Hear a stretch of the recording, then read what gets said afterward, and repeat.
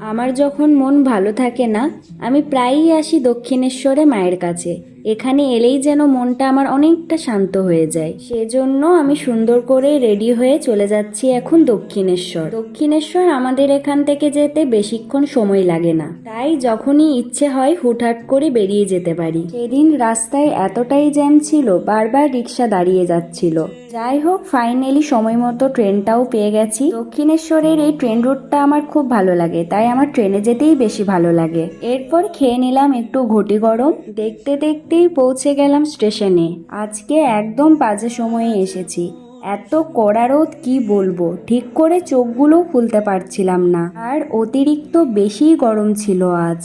এই কটনের টপটা পরে এসে বেশ ভালোই করেছি। দুপুরে গেছিলাম, সেজন্য বোধহয় স্টেশনটাও খুব ফাঁকা ছিল না।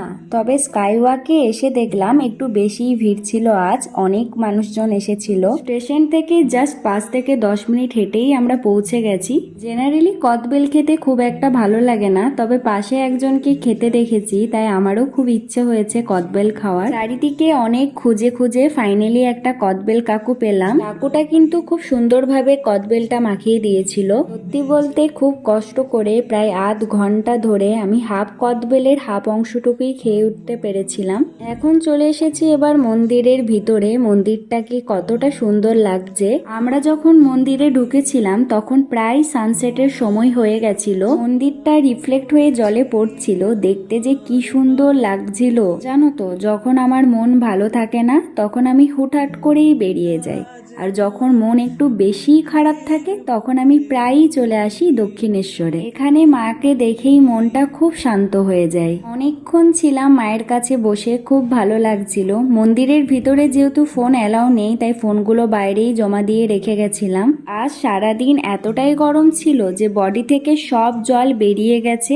রাস্তায় একটা আখের রসের দোকান দেখলাম, এখন খেয়ে নেবো ঠান্ডা ঠান্ডা আখের রস।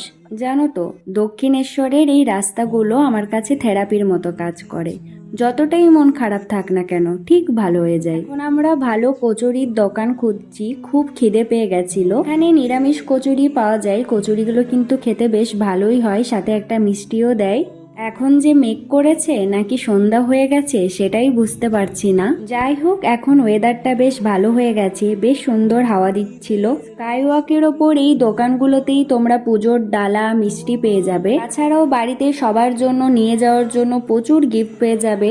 সবাই একটা ম্যাজিক দেখো, আমি সামনে যাচ্ছি আর এক একটা করে লাইট অন হয়ে যাচ্ছে। স্টেশনে গিয়েই কিনে নিলাম দুটো চালের পাঁপড়। ট্রেন আসতে দেরি আছে, তাই এখন এগুলো বসে বসে খাবো। সো আজকের ব্লগটা ব্যাস এটুকুই। দেখা হচ্ছে নেক্সট ব্লগে। বাই।